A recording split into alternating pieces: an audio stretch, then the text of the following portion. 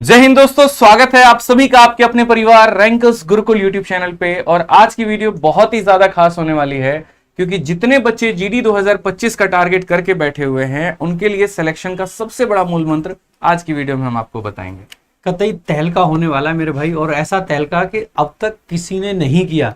यानी कि वीडियो इतनी ज्यादा खास है कि आप सभी लोगों को लास्ट तक देखना ही पड़ेगा, लास्ट तक रुकना ही पड़ेगा। लेकिन भाई लास्ट तक अकेले नहीं रुकना है, पहले जो आपके आसपास वाले हैं उन सबको भी ले आइए और जल्दी से वीडियो को शेयर कीजिए, लाइक कीजिए, सभी लोगों तक फटाफट से पहुंचा दीजिए। देखिए, असल में क्या है कि जीडी भारत में सबसे बड़ा पेपर माना जाता है सबसे कम क्वालिफिकेशंस के तौर पे। यानी अगर आप 10वीं पास हैं तो 10वीं पास बच्चों के लिए सबसे बड़ी प्रतिष्ठित सरकारी नौकरी भी ये बन जाती है और सबसे ज्यादा वैकेंसी वाली नौकरी भी बन जाती है। प्रतिष्ठित इसीलिए क्योंकि इसकी वैकेंसी हर साल आती है एसएससी के द्वारा में, और इसमें जो डिपार्टमेंट भी हैं वो भी काफी लुक्रेटिव है। बहुत बढ़िया बढ़िया डिपार्टमेंट हैं, अलग अलग जगह पे आपको नौकरी करने का मौका मिलता है, आपको एक्सपोज करने का मौका मिलता है, थोड़ा जानने का आपको मौका मिलता है। सैलरी भी थोड़ी अच्छी है अगर हम 10वीं के लेवल की बात के अनुसार करें तो इसको लेकर के कैसे आपका सिलेक्शन होगा, किन बातों को आप ध्यान रखेंगे, वो मैं आपको पूरी वीडियो के अंदर में बताने वाला हूँ। इसलिए जितने हमारे भाई जिन्होंने अभी तक वीडियो को लाइक नहीं किया, शेयर नहीं किया, वो शेयर कर दें क्योंकि अब आपका शुभारंभ होने वाला है स्ट्रेटजी पूरा का पूरा। भाई बहुत बढ़िया वीडियो होगी भाई। और एसएससी जीडी सच में जैसे सर ने बताया, एक तो सेंटर की नौकरी है, 10वीं क्लास से मिल पाती है, बड़े लेवल पे वैकेंसीज आती हैं, और ये एक ऐसी नौकरी है जिसके थ्रू आप फोर्स में जा सकते हैं। आर्मी में वैसे अग्निवीर वगैरह लग गया है तो वहां पे बड़ी दिक्कतें रहती हैं बच्चों को, सीधे के सीधे परमानेंटली फोर्स का हिस्सा बन सकते हैं। सेंट्रल गवर्नमेंट की जो बहुत अच्छी अच्छी ऑर्गेनाइजेशंस हैं उन सभी ऑर्गेनाइजेशंस का आप हिस्सा बन सकते हैं। कैसे कैसे बनेंगे, स्ट्रेटजी से लेके हर एक चीज आपको आज की वीडियो में बताने वाले हैं आपके अपने आदित्य सर। तो आदित्य सर आगे कंटिन्यू करते हुए एक बार सारी चीजें बच्चों को अच्छे से ठीक है, जल्दी से भाई वीडियो को हर जगह पे शेयर कर दो क्योंकि शुभारंभ होने वाला है। बहुत ही बढ़िया तरीके से आपके सिलेक्शन का आगाज, और सारी बातें हम ईमानदारी पूर्वक सारी बातें बहुत अच्छे तरीके से बताएंगे। तो जितने भी आपके दोस्त हैं, जितने भी आपके भाई हैं, सभी तक आप ये वीडियो जरूर शेयर करिएगा। और एक बात बोलूंगा मैं, वीडियो को अंत तक देखेंगे तब आपको काफी सारी बातों की जानकारी प्राप्त होगी। तो सबसे पहले हम बात करते हैं जीडी 2025 के बारे में। तो जीडी 2025 ठीक है, काफी ऐसे बच्चे होते हैं मेरे से पूछते सर जीडी जीडी जीडी है क्या? हमने तो सीजल का नाम सुना है, हमने तो यूपी पुलिस का नाम सुना, हम तो कांस्टेबल की तैयारी करने आए थे, जीडी है क्या सर? तो देखो, सबसे पहली बात, जीडी जो है ना, यहाँ पर एक लाइन में आपके लिए लिखता हूं कि ये कांस्टेबल इन पैरामिलिट्री फोर्सेज है। ठीक है, जैसे आपके भारत में काफी सारे फोर्सेज हो गए, ठीक है, काफी सारे पद भी होते हैं, कुछ सब इंस्पेक्टर के पद होते हैं, ठीक है, यूपीएससी में अगर आप जाते हो तो इससे भी बड़े लेवल पे जाते हो, लेकिन सब इंस्पेक्टर से नीचे जो आपका आ जाता है वो कांस्टेबल का पद होता है। अलग अलग राज्य सरकारें अपने कांस्टेबल की भर्तियां निकालती हैं, जैसे अभी आपने यूपी कांस्टेबल देखा, बिहार कांस्टेबल देखा, वेस्ट बंगाल कांस्टेबल देखा। लेकिन सेंटर के गवर्नमेंट, सेंट्रल गवर्नमेंट के जो कांस्टेबल लेवल के पद हो गए वो कहां से सेलेक्ट किए जाएंगे, किस परीक्षा के माध्यम से किए जाएंगे? तो असल में काफी सारे एक तरीके से डिपार्टमेंट होते हैं, सभी अपने अपने वैकेंसीज को कलेक्ट करके एसएससी को दे देती हैं और वो इसको एसएससी जीडी के परीक्षा के माध्यम से कंडक्ट करा करके ये सभी डिपार्टमेंट्स में नौकरी प्रोवाइड करवाती है।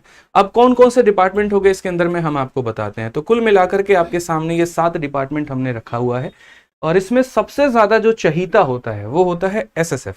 हालांकि एसएसएफ की काफी कम वैकेंसीज होती हैं और ये अलग अलग राज्यों में नहीं होती, एसएसएफ सिर्फ और सिर्फ दिल्ली में होती है आपकी। और इसकी एक तरीके से पोस्टिंग भी आप कह लीजिए, मतलब ज्यादा तो जो वर्क प्रोफाइल होता है वो ये होता है कि जो प्राइम मिनिस्टर है आपके, उनके सिक्योरिटी फोर्सेज में इन्वॉल्व होना। ठीक है, उसके बाद में अलग अलग आपके पोस्ट हो जाते हैं, जैसे बीएसएफ हो गया, यहाँ पर बॉर्डर सिक्योरिटी फोर्स आप कह सकते हैं, सीआरपीएफ है, सीआईएसएफ है, एसएसबी है, आईटीबीपी है, आसाम राइफल है, इंडो तिब्बतन बॉर्डर पुलिस। यहाँ पे इंडिया और तिब्बत के बीच में जो आपका बॉर्डर पुलिस आता है तो वो यहाँ पर आईटीबीपी के माध्यम से सिलेक्शन होता है। अक्सर आपने मेट्रो में या एयरपोर्ट में आपने देखा होगा बड़े बड़े फिल्म स्टार की चेकिंग की जाती है, जैसे कंगना रनौत जा रही हैं या एक तरीके से सलमान खान जा रहे हैं, उनका आधार कार्ड मैच नहीं किया तो वहाँ पुलिस जो रोक देती है उनको, वो सीआईएसएफ वाले होते हैं। दिल्ली मेट्रो में भी आपने जितने सारे यहाँ पर वर्दी धारक को देखा होगा जो आपकी चेकिंग करते हैं, आपको एंट्री से रोकते हैं या आपको एंट्री कराते हैं, तो वो सारे के सारे सीआईएसएफ वाले होते हैं। ठीक है, इनकी जो पोस्टिंग होती है वो भारत में अलग अलग क्षेत्रों में हो रही होती है, अलग अलग राज्यों में हो रही होती है। ठीक है, और इसमें जो पद भी होते हैं वो भी बॉर्डर एरिया का अलग होता है, नक्सल एरिया का अलग होता है, और अलग अलग इनके सैलरी भी मिल रही होती है। एक तरीके से आसान भाषा में बोले तो जिसमें जितनी ज्यादा रिस्क है उनकी तनख्वाह उतनी ज्यादा है, आप ये कह सकते हैं। तो इनमें आपका सिलेक्शन कैसे होगा? आप देखो क्या होता है, एक एक्सपोजर है, जैसे जिनको भी शुरू से आर्मी में जाने का शौक रहता है बचपन से कि नहीं हम देश में जा करके आर्मी के माध्यम से देश की सेवा करेंगे, तो उनके लिए सबसे बढ़िया मौका मिल जाता है। और इसीलिए बढ़िया हो जाता है क्योंकि सिर्फ और सिर्फ 10वीं पास के बाद में आप एसएससी जीडी का फॉर्म भर सकते हो और आप देश के आर्मी के साथ जुड़ करके देश की सेवा कर सकते हो। आर्मी एक ऐसी नौकरी मानी जाती है जो इंसान को जीना और सीखना मतलब जीना सिखा देती है। ठीक है, एक बढ़िया डिसिप्लिन फॉर्मेट में एक बहुत ही सुगम लाइफ आपकी बना देती है। बाकी नौकरियों में क्या होता है, लाइफ ईजी है, आप 60 साल तक नौकरी कर रहे हैं, 58 साल तक की नौकरी कर रहे हैं, इनमें जो नौकरी का समय होता है वो कम होता है, लेकिन जितना होता है वो लाजवाब होता है। ठीक है, एक ऐसी डिसेबल्ड लाइफ आपको मिलती है, एक ऐसी कंपनी आपको मिलती है, वहाँ के जो लोग होते हैं वो काफ़ी अच्छे होते हैं। ठीक है, तो बहुत मज़ा आता है लाइफ में, स्पेशली जिनको आर्मी में जाना है तब। ठीक है, आर्मी में जाने के तो और भी रास्ते हैं, एनडीए भी है, सीडीएस भी है, लेकिन उनके लिए थोड़े क्वालिफिकेशंस भी अच्छे हैं और लेवल भी थोड़ा अच्छा है। तो जीडी आपको एक बहुत ही भारी संख्या, मतलब इनकी वैकेंसीज भी जो होती हैं वो काफ़ी बड़ी बड़ी आती हैं, तो लार्ज नंबर में लोगों को सेलेक्ट होने का मौका मिल जाता है। अब उसके बाद में बात करें तो इसके लिए पढ़ना क्या पड़ता है, कौन से सब्जेक्ट पढ़ने पड़ते हैं, तो मैं आपको बता दूं सबसे पहले तो आपका रीजनिंग का सब्जेक्ट हो जाता है, दूसरा आपका मैथ्स हो जाता है, तीसरा आपका जनरल अवेयरनेस या आप जीएस कह सकते हैं, और चौथे में अगर जो बच्चा इंग्लिश में देना चाहता है तो इंग्लिश का पेपर दे सकता है, जो हिंदी देना चाहता है वो हिंदी दे सकता है। ठीक है, शुरू में पैटर्न ऐसा था कि 25-25 सवाल आते थे, लेकिन बाद में ये पैटर्न बदला और अब यहाँ पर हर एक सब्जेक्ट से 20-20 सवाल पूछे जाते हैं। प्रत्येक सवाल के सही नंबर 2 नंबर होते हैं और यहाँ पर 80 सवाल का डबल हो गया, आपका 160 नंबर का पेपर होता है। ये जो पेपर होता है ये ऑनलाइन मोड में होता है और आप यहाँ पर 60 मिनट आपको दिए जाते हैं। जैसे सीजल में 100 सवाल करने के 60 मिनट है, यहाँ पर 80 सवाल करने के आपको 60 मिनट मिलते हैं और उसके अंदर में ये सारा का सारा पेपर आपको देना होता है। अगर हम बात करें कि सर वैकेंसीज कितनी आती हैं और कितने लोगों ने फॉर्म भरा, कब कब करा, तो मैं आपके लिए थोड़ा एक आइडिया दे सकता हूं यहाँ पर कि देखिए जब वर्ष 2022-23 की हम बात कर रहे थे उस समय कुल मिलाकर के 45,284 वैकेंसी आई थी और लगभग 54,15,938 लोगों ने यहाँ पर फॉर्म भरा था। तो कभी ऐसा रहता 50 लाख के आसपास का डेटा होता है और आप इसी से समझ सकते हैं कि सोचिए 10वीं के बाद में जहां पर लोग साइंस के लिए भाग रहे हैं, आर्ट्स के लिए भाग रहे हैं, कॉमर्स के लिए भाग रहे हैं, वहां पर एक भारत का बहुत बड़ा तबका और जनरली यहाँ पर ग्रामीण तबका जो होता है वो एसएससी जीडी के लिए भाग रहा होता है और 54 लाख संख्या अपने आप में एक मेरे भाई यहाँ पर कम नहीं होती है। इस बात को आप ध्यान में लेकर के चलिए, बहुत बड़ी संख्या, आधा करोड़ आबादी, आप समझिए कितना ज्यादा होगा। और इनमें ज्यादातर बच्चे वो होते हैं जो ग्रामीण क्षेत्र से होते हैं, जिनकी फिजिकल एंड्योरेंस काफी ज्यादा होती है। शहर वालों की तो अक्सर होती है भैया या तो इंजीनियरिंग कर लेंगे या मेडिकल कर लेंगे, उसके आधार पर हम जो है इंजीनियरिंग करना है तो साइंस ले लेते हैं मैथ्स के साथ में, और मेडिकल करना है तो बायो के साथ में ले लेते हैं, और अगर दूसरे क्षेत्र में जाना है तो आर्ट्स या कॉमर्स चूज कर लेंगे। लेकिन लोगों को ये नहीं पता होता कि भैया ये सीबीएसई, आईसीएसई और इनके चक्कर के छोड़ करके एक जीडी नाम की भी पेपर होती है। यहाँ पर सीधा 10वीं के बाद में हम जा करके एक अच्छी खासी सैलरी कमा सकते हैं और उसके बाद में भारत में बहुत ही अच्छे लेवल पर सेवा भी कर सकते हैं, अपने राष्ट्र का निर्माण कर सकते हैं। दूसरी जो वैकेंसी आई थी वो 2023-24 में आई थी, जहां पर 46,000, इससे थोड़ी वैकेंसी ज्यादा थी, लेकिन इसके लिए अप्लाई करने वाले फॉर्म जो थे वो कम थे। कारण था क्योंकि उसी समय बाकी और भी काफी सारी परीक्षाओं की वैकेंसी आई थी, तो लोगों ने जीडी को छोड़ करके बाकी फॉर्म को भरने के यहाँ पर सपने सोचे और उनको भरने के मतलब सपने नहीं किए, मतलब उन्होंने फॉर्म ही भरा, एक तरीके से आप कह सकते हो। काफी वर्ग ऐसा रहा जो इससे कट करके सीजल में अप्लाई कर दिया, सीएचएसएल में कर दिया, एमटीएस में कर दिया, क्योंकि ये 2023-24 में काफी सारी वैकेंसीज आई थी एसएससी में भी और बाकी परीक्षाओं में भी। अब 2024 और 25 की जो वैकेंसी है वो अभी आई नहीं है, तो मैंने यहाँ पर टीबीए लगा के क्रॉस फिंगर कर दिया है कि नजर ना लगे, वैकेंसी थोड़ी अच्छी ही आए। टीबीए का मतलब हो गया टू बी डिसाइडेड, या टू बी मतलब आप कह सकते हो कि अभी आने वाला, टू बी अनाउंस्ड आप कह सकते हैं। ठीक है, अब ये कितनी आएगी क्या आएगी इसके ऊपर में सबकी नजर है, बट ये वैकेंसी कब आने वाली है, तो नोटिफिकेशन आपका 5 सितंबर को आने वाला है। अभी नोटिफिकेशन आने वाला था, लेकिन नोटिस के माध्यम से ये पता चला कि 5 सितंबर को इसकी नोटिफिकेशन आएगी और उसके अंदर में कितने पद होंगे और क्या होगा वो भी बदला जाएगा। अगर कोई बदलाव भी है तो वो भी यहाँ पर नोटिफिकेशन के अंदर में बता दिया जाएगा। ठीक है, समझ गए बात को लेकर के।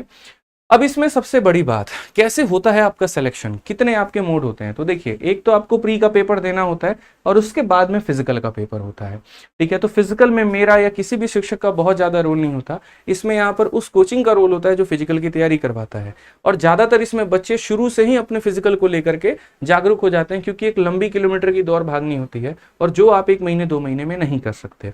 ठीक है। तो सबसे पहला जो चरण है वो है आपका रिटन पेपर क्वालिफाई करना। जो आप 80 क्वेश्चन आपके आ रहे हैं आप उसको क्वालिफाई करें, क्योंकि जो मेरिट बननी है वो उसी के ऊपर में बननी है।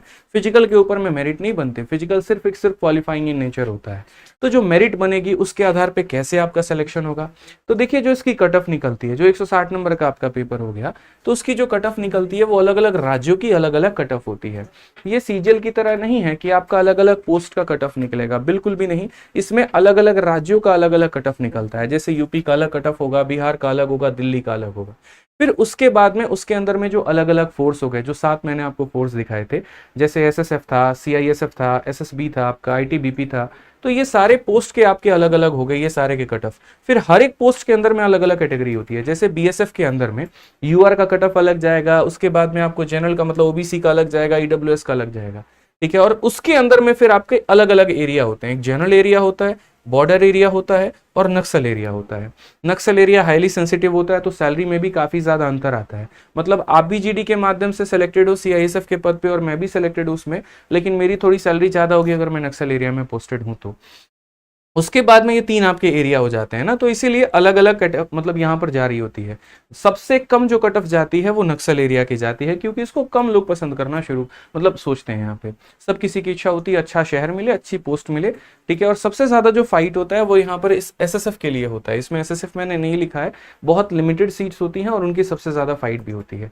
अब आपका मन में ये आ रहा होगा कि सर कितने नंबर लाने पे सिलेक्शन होगा, आपने तो ये कह दिया कि 160 नंबर का पेपर है, तो मैं कितना स्कोर करूंगा और यहाँ पर लास्ट बार की जो कट ऑफ गई है वो कितनी गई है। तो पूरा 2 दिन लगा मुझे, मेरी टीम को, और इसको बढ़िया तरीके से हम लोगों ने आपके सामने रखा कि एक होता है ना विजन हमारा क्लियर हो जाता है। जैसे मंजिल अगर क्लियर है तो सफर का मजा बड़ा अच्छा होता है।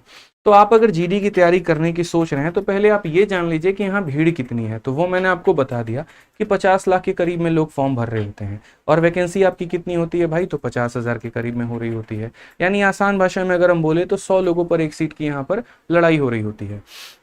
अब अगर हम बात करें यहाँ पर तो देखो, जैसे एसएसएफ जो मैंने सबसे कहा था कि सबसे बेहतरीन पोस्ट है, उसमें यहाँ पर क्या है कि मेल की अगर हम बात करें तो 2022 में आपका 149 कट ऑफ गया था, और अभी 2023 में जिसका अभी फाइनल रिजल्ट नहीं आया है तो यहाँ पर 153 के करीब में आपका कट ऑफ गया था 23-24 वाला का, ठीक है। नेक्स्ट अगर हम बात करते हैं यहाँ पर ईडब्ल्यूएस का इतना कट ऑफ गया था, ओबीसी का इतना गया था। यानी आप ऐसे मान करके चलो कि 150 से 155 के बीच में इसमें कट ऑफ मेल का रहता है, और फीमेल का आपका 140 से 150 के बीच में आपका कट ऑफ होता है। तो अगर आपको इसमें लेना है तो यूं समझ लीजिए कि आप अपने नंबर को थोड़ा भी लॉस करना नहीं सोच सकते हैं। आपको मैथ्स में पूरा लाना पड़ेगा, आपको इंग्लिश में पूरा या हिंदी में पूरा लाना पड़ेगा, रीजनिंग में पूरा लाना पड़ेगा, और जीएस में पूरा लाना प्रैक्टिकली संभव नहीं है। तो उसमें कोशिश करनी होगी कि हम ज्यादा से ज्यादा स्कोर करें। अब अगर किसी भी सब्जेक्ट में जब हम पूरे नंबर लाने की बात करते हैं तो हम वहां पर क्या सोचते हैं कि यानी हमारी पढ़ाई भी बहुत अच्छी हो उसके ऊपर में और हमारी प्रैक्टिस भी बहुत अच्छी हो। तो आधे अधूरे ज्ञान के साथ में अगर आप जा रहे हैं तो इस पोस्ट को तो आप भूल ही जाइए, ये आपके लिए नहीं है। ये उन्हीं बच्चों के लिए है जनरली जहां पर उनके शब्द, उनके सिलेबस, उनके पूरा एक एक कंसेप्ट उनके टिप्स के ऊपर में है कि कभी अगर किसी ने भी उनको क्वेश्चन दे दिया तो वो झटाक देना आंसर दे दे, वहां पे वो सोचे नहीं, ठीक है। इसमें 10th में कितने % आपको चाहिए इससे इसका कोई लेना देना नहीं होता है, मार्क्स के आधार पर यहाँ पर कोई मतलब नहीं होता है। इसके ऊपर में काफी 3-4 घंटे लगे मेरे, और तब जाकर के हम आप लोगों के समक्ष ला पाए हैं, ठीक है। इसमें हम आपको ये बता देते हैं ऑन एन एवरेज कि कितने नंबर अगर आपके होते हैं, कब मेरे भाई, लास्ट टाइम में 2023 में, तो आप किसी भी पद पर सेलेक्ट हो सकते थे। मैंने लास्ट कट ऑफ नहीं लिया है, मैंने फर्स्ट कट ऑफ लिया है। तो ऐसे मान करके चलो यूपी में अगर आपको सिलेक्शन लेना था मेरे भाई 2023 में किसी भी पोस्ट में, चाहे वो सीआईएसएफ हो, चाहे वो एसएसबी हो, या कोई भी पोस्ट हो, तो उसके लिए आपको 139.2 मार्क्स चाहिए थे जनरल वालों को, ईडब्ल्यूएस वालों को 136 नंबर चाहिए थे, ओबीसी वालों को 137 नंबर चाहिए थे, एससी वालों को इतना चाहिए था और एसटी वालों को इतना चाहिए था, ठीक है। इसमें कुछ राज्य ऐसे होते हैं जिनमें काफी हाई वैकेंसी चली जाती है, और कुछ राज्य ऐसे होते हैं जहां पर वैकेंसी जो होती है वो थोड़ी कम जाती है, डिपेंड करता है वहां पर। जनरली जो नॉर्थ वाला भाग है आपका, जैसे नॉर्थ में आपका आ जाता है दिल्ली, हरियाणा, यूपी, राजस्थान और बिहार। तो ये 5 स्टेट ऐसे हो गए जहां पर थोड़ा सा बच्चों का मतलब यहाँ के बच्चे जो है गवर्नमेंट एग्जाम के लिए तैयारी भी ज्यादा कर रहे होते हैं। उल्टा इन जो राज्य होते हैं इनमें जो परीक्षाएं होती हैं, जैसे यूपी कांस्टेबल का पेपर है, तो यूपी कांस्टेबल का पाठ्यक्रम और एसएससी जीडी का पाठ्यक्रम आपको लगभग सेम मिल जाता है। अरिथमेटिक तो पूरा पूरा आपका सेम ही है, कैसे मान करके चलो। तो इसीलिए यहाँ कंपटीशन ज्यादा होता है। लेकिन अगर वहीं साउथ में कोई पेपर हो रहा है, मान लीजिए कर्नाटका में, केरला में, वहां पर तो उनके अपने स्टेट एग्जाम्स के पेपर और जीडी के सिलेबस में डिफरेंस आता है। इसीलिए वहाँ के बच्चे या तो वहाँ के अपने स्टेट एग्जाम की तैयारी कर पाते हैं या वो सेंट्रल की कर पाते हैं। तो इन 5 राज्यों में थोड़ा कंपटीशन हमारा ज़्यादा हो जाता है। बाकियों में भी है, ऐसा नहीं है, लेकिन आप जैसे यहीं देख लो, कहाँ पर यूपी का कट ऑफ 140 के अप्रोक्स में है तो गुजरात में 97 का कट ऑफ गया हुआ है। उसके अलावा वैकेंसी भी एक बहुत मेजर रोल लेकर के चला जाता है। ठीक है, तो ये थोड़ा सा आपको ध्यान में रखना है। राजस्थान भी कोई पीछे नहीं रहता यहाँ पे, वो भी बढ़ चढ़ के बहुत आगे रहेगा, दिल्ली भी आपका आगे रहेगा, ये मान के चलो। तो इसमें आप देख सकते हो आप अपने राज्य के अनुसार में कि आपके मिनिमम कितने नंबर होते, कौन से साल में तो आपकी नौकरी लग पाती। यानी इतना पूरा कट ऑफ देखने के बाद में अंदाजा ये तो हो गया होगा कि सर आपने कह तो दिया कि 50,000 वैकेंसी, लेकिन ये 50,000 में भी जो बच्चे सिलेक्शन लेकर के जा रहे हैं, देखो वो कितने नंबर ला रहे हैं, तब उनका सिलेक्शन हो रहा है। मतलब कंपटीशन यहाँ पर भी आसान नहीं है। ठीक है, यहाँ पर भी बहुत हाई लेवल का कंपटीशन है। अब इस हाई लेवल को कंपटीशन को क्रैक करने का मेरे भाई यहाँ पर तरीका क्या है, तो सबसे पहले मैं आपको मेरे भाई बताऊं। ठीक है, तो यहाँ पर एक हाई लेवल का कंपटीशन, बिल्कुल हाँ, तो बिल्कुल इस हाई लेवल के कंपटीशन को क्रैक करने का तरीका मैं आपको थोड़ा सा समझाऊंगा और इस हाई लेवल को कैसे तोड़ा जा सकता है। तो अभी आप लोगों का जो पेपर हो गया उसका तो चलो ठीक है, 22 का पेपर हो गया, 23 का पेपर हो गया, 24 का हो गया। इंपॉर्टेंट ये है कि 25 में जो वैकेंसी आ रही है उसमें हम अपनी नौकरी को कैसे फिक्स कर पाए। जो 2025 का नोटिफिकेशन आने वाला है 5 सितंबर 2024 के लिए, उसके लिए अभी से कमर कैसे कसे, क्योंकि मैंने देखो यार खुद गवर्नमेंट एग्जाम्स की तैयारी की है। मैंने खुद एक साथ 5-5 सरकारी नौकरियां निकाला है। एसएससी सीजीएल में एज अ कस्टम मतलब जीएसटी इंस्पेक्टर के तौर पे भी सिलेक्ट हुआ। सीएचएसएल में मेरा ऑल इंडिया रैंक 119 रहा, तो मुझे मिनिस्ट्री ऑफ डिफेंस भी मिला, जो कि नौरोजी नगर में है, पोस्टेड है वहाँ पे। तो अलग अलग मंत्रालयों का मुझे एक अच्छा एक्सपीरियंस भी रहा। आज मेरे बच्चे जो हैं अलग अलग डिपार्टमेंट में भी सिलेक्टेड हैं। तो चाहे मैं अपनी खुद की स्ट्रेटजी बताऊं या जब मैंने उनसे बात की थी तब मैं की बातें बताऊं। ठीक है, कोई भी युद्ध होता है ना तो उसका बिगुल बहुत पहले बच चुका होता है, और जो बच्चा एकदम लास्ट मोड में जाकर के तैयारी करता है तो फिर वो लास्ट में उसके हाथ में पछतावे के अलावा कुछ नहीं रहता। अक्सर क्या होता है कि 70% बच्चा एक्टिव तब होता है जब नोटिफिकेशन आता है, और उसके बाद में फिर जब थोड़ा सा पेपर के 1.5 महीने होते हैं तो वो ये तलाश करता है कोई मुझे मैराथन मिल जाए, मैं उसको पढ़ करके चला जाऊं और मेरा सिलेक्शन हो जाए। जबकि ये सबसे बड़ी गलती है। आप ऐसे मान करके चलो कि आप एक 10वीं का पेपर भी पास करने के लिए पूरा आपको 1 साल का वक्त लगता था। जिस दिन से आप 9वीं को खत्म करके 10वीं में प्रमोशन होकर के जाते थे तो पूरे 1 साल में आप उस पाठ्यक्रम को पढ़ते थे और तब जाकर के 10वीं का बोर्ड होता था। तो एक 9वीं का पेपर, एक 8वीं का पेपर, 7वीं क्लास का पेपर के लिए आपको 1 साल उस सिलेबस को पढ़ने में लगता था। तो आप जीडी में सिलेक्शन लेने के लिए 2 महीने की रणनीति के आधार पर आप कैसे कर सकते हैं। मतलब पूरे आपने 18 साल की उम्र तक सिर्फ और सिर्फ पढ़ाई करके आप 10वीं लेवल तक आए, और उसके बाद में आप ये सोचते हो कि महीने की 30-40 हजार की नौकरी मुझे 6 महीने के अंदर में मिल जाए। ये क्या संभव है? अगर ये इतना आसान होता तो फिर भारत में ये तो हर किसी को मिल जाती, फिर आप ही उसमें क्यों हो। एक अच्छा खासा इंजीनियर महीने का 15,000 से 20,000 रुपए कमा रहा है, आज के समय भारत की स्थिति ये है। लेकिन जीडी की नौकरी में आपको 30,000 से ऊपर की सैलरी आपको कमाने का मौका मिल जाता है, तो क्या वो 6 महीने के अंदर में संभव हो पाएगी? बिल्कुल भी नहीं। मैंने ये तो बता दिया आपको कि ये 10वीं के बाद में हो सकता है, लेकिन ऐसा नहीं है कि सिर्फ इसमें 10वीं पास वाले बच्चे ही अप्लाई करते हैं। ऐसे भी बच्चे हैं जो सीएचएसएल का फॉर्म भर रहे हैं या सीएचएसएल की प्रिपरेशन कर रहे हैं, वो भी इसमें कूद जाते हैं। ऐसे भी बच्चे हैं जो सीजीएल की तैयारी कर रहे हैं, वो भी इसमें कूद जाते हैं कि चलो बाद में सीजीएल मेरे हाथ में हासिल होगा, पहले मैं एक बार अपना जीडी में सिलेक्शन लेकर के और यहाँ पर जो है सेटल हो जाऊं, उसके बाद में मैं अपना सीजीएल देखता रहूंगा। यानी एक ये मान करके चलो कि एक 10वीं पास बच्चे की जो लड़ाई है वो एक ग्रेजुएशन पास वाले बच्चे के साथ में है, जो कि उससे 5 साल आगे है, 2 साल 12th में और 3 साल ग्रेजुएशन में। तो जो उम्र अगर आगे होगा तो कहीं ना कहीं नॉलेज भी ज्यादा आगे होगी। तो ये जो कंपटीशन है वो कहने को तो 10वीं के बाद की है, लेकिन ये बराबर लेवल पर नहीं है। ऐसे मान करके चलो कि आपका छोटा भाई और आप दोनों साथ में पेपर की तैयारी कर रहे हो, अब उसकी समझ और अपनी समझ से कंपेयर कर लो यहाँ पर कितनी है, और उसके आधार पर यहाँ नौकरी बंटना है। फिर भी काफी ऐसे बच्चे होते हैं जो नौकरी ले जाते हैं, लेकिन वो कौन होते हैं? वो वही होते हैं जिनकी रणनीति थोड़ी डिफरेंट होती है, जो पढ़ते हैं, जो सीखते हैं, जिनके अंदर में जुनून होता है। ठीक है, जो आखिरी के 10 दिनों में, 20 दिनों में, 1 महीने में अपने सिलेक्शन के बारे में नहीं सोचते, जिनकी रणनीति बहुत पहले से तैयार हो चुकी होती है। तो वो कैसे होते हैं? उनके लिए पहले मैं आपको एक आगे बढ़ने के पहले एक छोटी सी लाइन बोलना चाहूंगा आपको, और वो ये होगा कि सफलता के लिए ठोस नींव की आवश्यकता होती है, और यह नींव सटीक तैयारी और अथक परिश्रम से ही बनती है। अथक परिश्रम से मतलब आप 2 चीजें याद रखना मेरे भाई, एक तो बहुत ही सॉलिड स्ट्रेटजी हो, और दूसरा बहुत ही शानदार तरीके से आपकी मेहनत हो, आप उसमें कहीं पर पीछे ना हटो। कोई भी भारत की गवर्नमेंट एग्जाम है ना, तो ये आपके चंद मैराथन्स की वजह से या आपके 2-4 क्वेश्चंस लगाने की वजह से या 10-15 मॉक टेस्ट देने की वजह से नहीं हो सकता है। उसके लिए आपको बहुत ही तय तरीके से अपने सिलेबस को कंप्लीट करना होगा, बहुत ही अच्छे तरीके से क्वेश्चंस की प्रैक्टिस करनी होगी। ठीक है, एक बहुत ही सटीक रणनीति लगानी होगी। समय समय पर जब भी आप थोड़े डाउन हो रहे हैं, आपको टॉपर्स की वीडियो या अपने टीचर्स की सहायता लेनी होगी, उनसे गाइडेंस पूछना होगा, तब जाकर के मेरे भाई आप यहाँ सेलेक्ट हो पाएंगे। अक्सर मैंने बच्चों को ये देखा है, सर मेरे मॉक में मार्क्स ही नहीं बढ़ रहे हैं, सर मैंने तैयारी तो की थी, मैं 5 नंबर से रह गया, 2 नंबर से रह गया। भाई मेरे, दुनिया में कल के दिन कोई याद नहीं रखता। अक्सर आपने ऐसे लोगों को सुना होगा, मैं तो यूपीएससी के मेंस तक गया हूँ, इंटरव्यू तक गया हूँ, लेकिन 2 नंबर से सिलेक्शन नहीं हो पाया।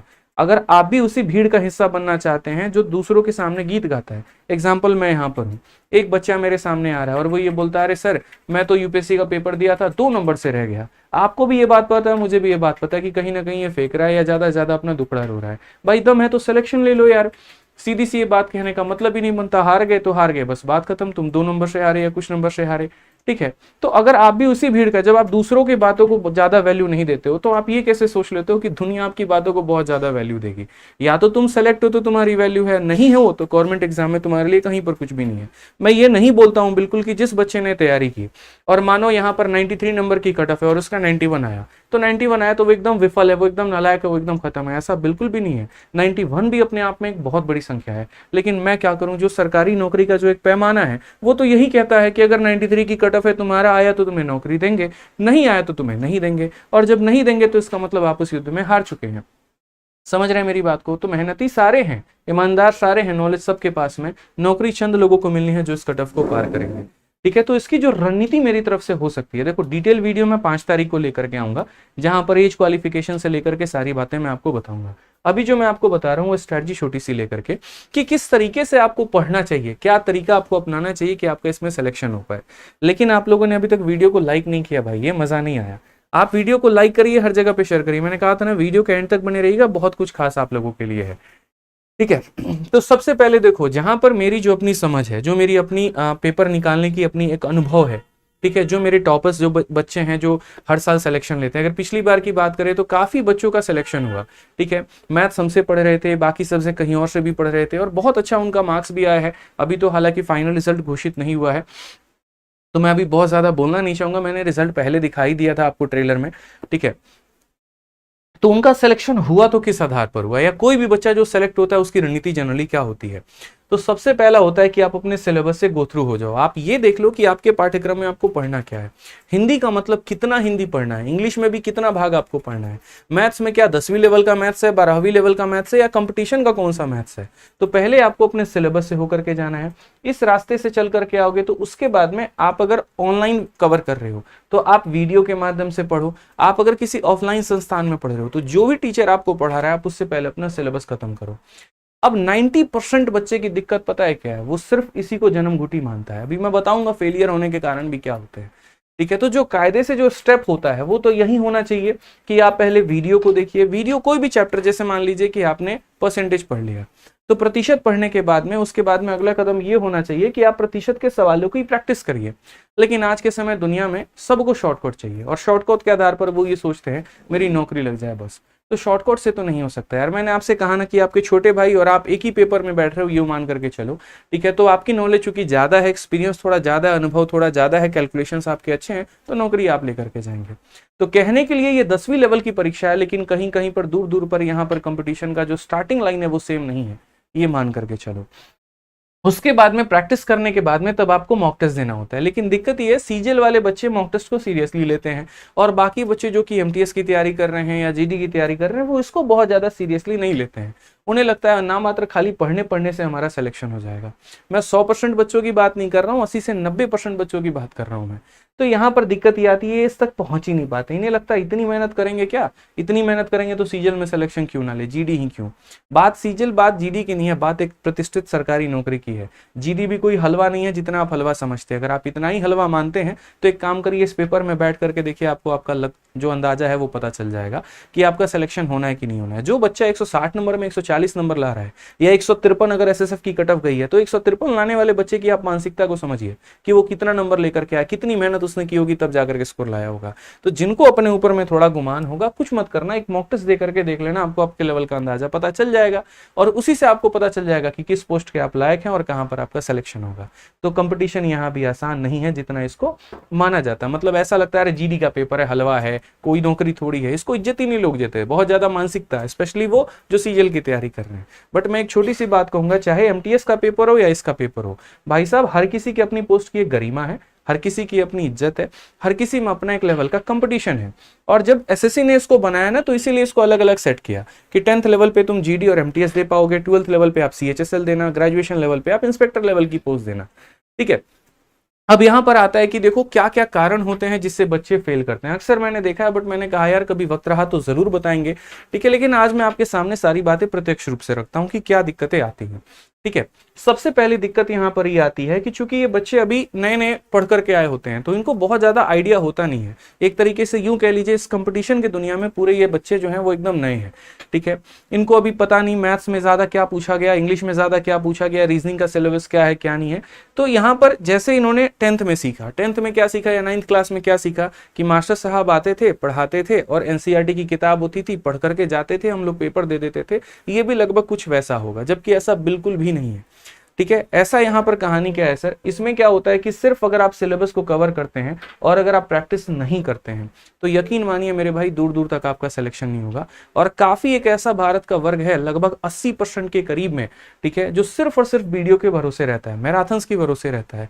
मेरी खुद की क्लास में इतने सारे कमेंट आते, सर मैराथन लेकर के आइए, सर बैच लेकर के आइए, सर वीडियो बस देखना है। उन्हें ऐसा लगता है कि परसेंटेज की वीडियो देख ली तो इसका मतलब अथाह ज्ञान हो गया। ये बिल्कुल गलत फहमी में है। आप किसी भी सब्जेक्ट की अगर आप पढ़ाई कर रहे हैं, तो आप अगर पढ़ाई कर रहे हैं तो साथ के साथ आप उसकी प्रैक्टिस भी करिए। आपको करना पड़ेगा प्रैक्टिस अगर आप इस नौकरी को चाहते हैं तो। अगर आप मैथ्स पढ़ रहे हैं तो आप मैथ्स की प्रीवियस ईयर के क्वेश्चंस लगाइए, आप इंग्लिश पढ़ रहे हैं तो उसकी क्वेश्चंस लगाइए, क्योंकि जब तक नाउन पढ़ने के बाद में आप नाउन के सवाल नहीं लगाओगे, आप कैलेंडर पढ़ने के बाद में कैलेंडर के सवाल नहीं लगाओगे, तो वीडियो से तो अब देखो कैलकुलेशन की वीडियो होती है, कितने सारे ट्रिक्स अवेलेबल है इंटरनेट पे, लेकिन उसमें से आपको पेपर के समय कितना याद आता है, कितनी सारी चीजें आप यहाँ पर अप्लाई कर पाते हो।